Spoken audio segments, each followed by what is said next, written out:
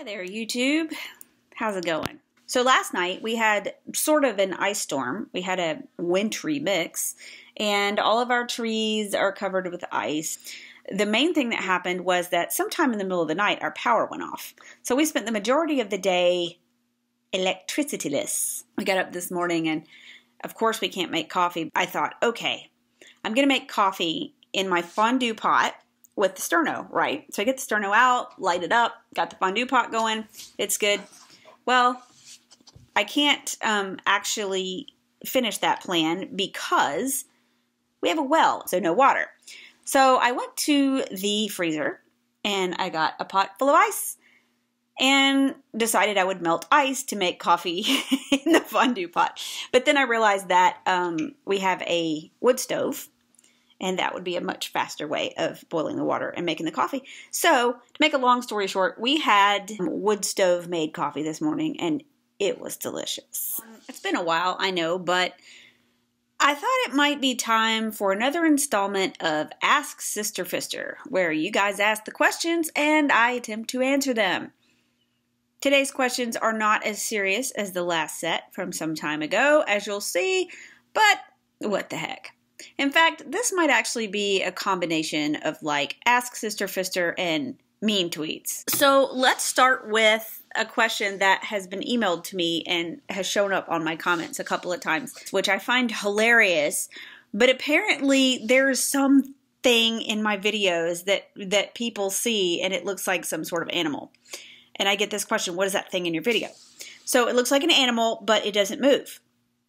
So there are only two things that I can think of that you might be seeing. One is a painting that my grandmother did years ago of a bunch of cats that has been in the background of several of my videos where I film here. It used to be sitting up on this mantle, but we cleaned it off because we've been running the fireplace and didn't want it to get damaged. So it could be that, or it's more probably the videos that I film upstairs in the sunroom.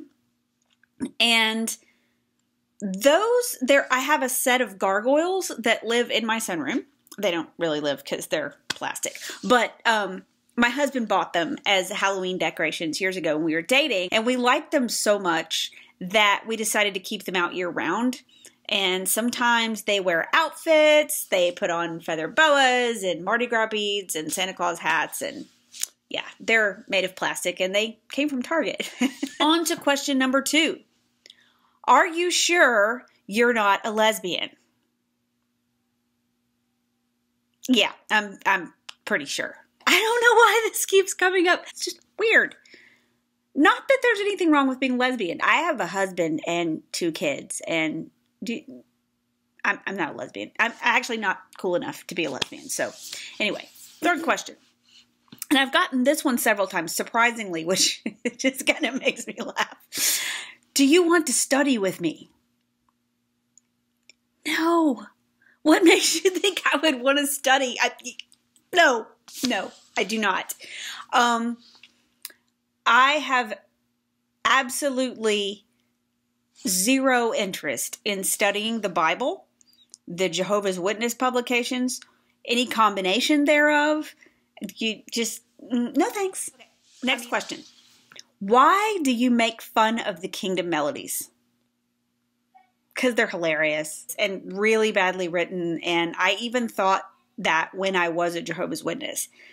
Now, I've recently made a small foray into the more modern Kingdom melodies and Jehovah's Witness Christian rock videos or whatever it is they're doing now. And that mainly, I make fun of them because they're an easy target.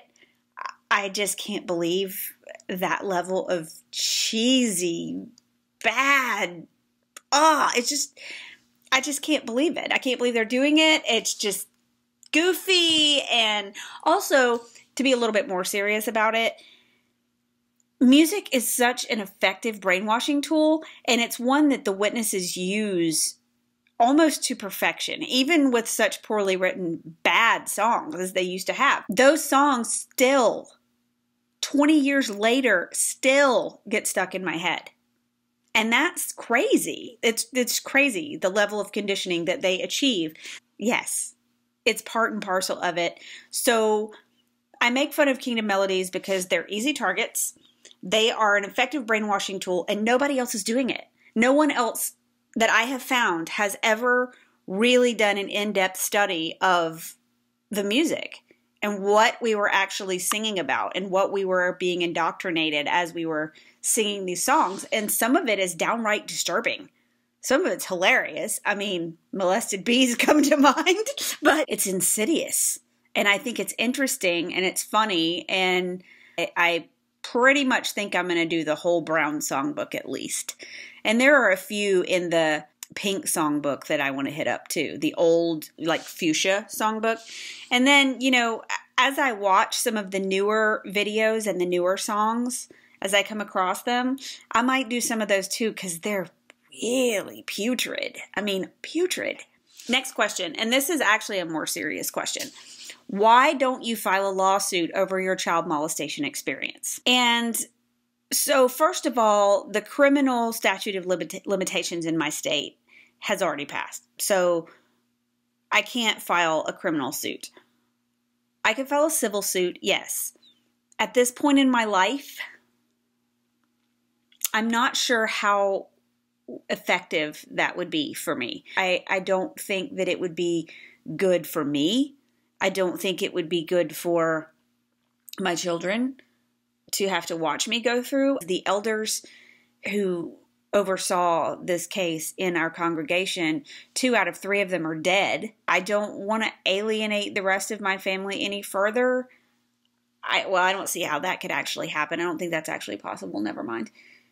I think that it would be a huge expense, and not only financially, but also mentally. I don't think that I want to do it. I just don't want to give that much of my time and effort and money to chasing that. Yes, it was wrong. Yes, it was horrible. Yes, I would like some validation at some point that they were wrong, because they were. But do I think it's worth it to devote pretty much a couple of years of my life to trying to prosecute it?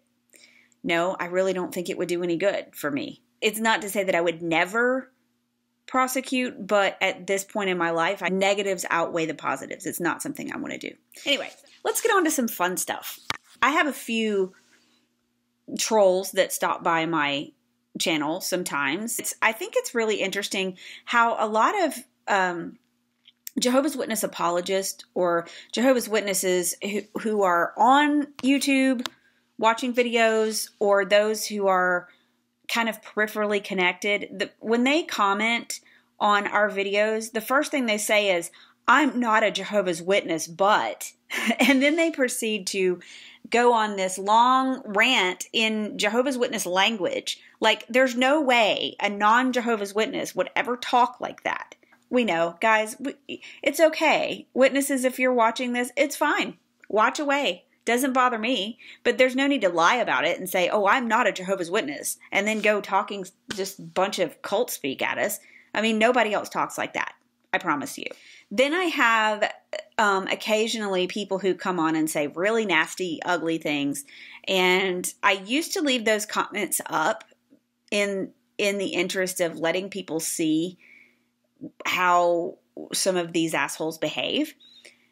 And then I got to thinking about it one day, and I thought, you know, this is my channel.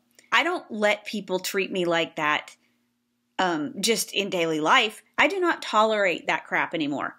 So why should I have to tolerate it on my YouTube channel? So I stopped. You will find me blocking these people. They get a few chances in case I've misinterpreted some nasty comment or whatever. And inevitably, I'll say something back to them and they'll double down and be really nasty. And then I block them. So, yeah, it's kind of fun. But I wanted to share one with you. A lady named Sylvia Gonzalez, and I am quite certain that this is not her real name, who does not have a profile picture, has 1 subscriber, and has 0 content. She commented on my Message to Leah Remini video and said, "Oh gee, another hysterical short-haired dyke that just has to tell her little snowflake story. Ugh." I asked her, you know, basically like, WTF, what are you talking about? Did you even watch my video? And she replied, "Don't have to. You are thanking Leah for the show. That tells me everything, libtard." Okay. The first point I want to make is people are really brave on the internet. And I'm not sure I understand why.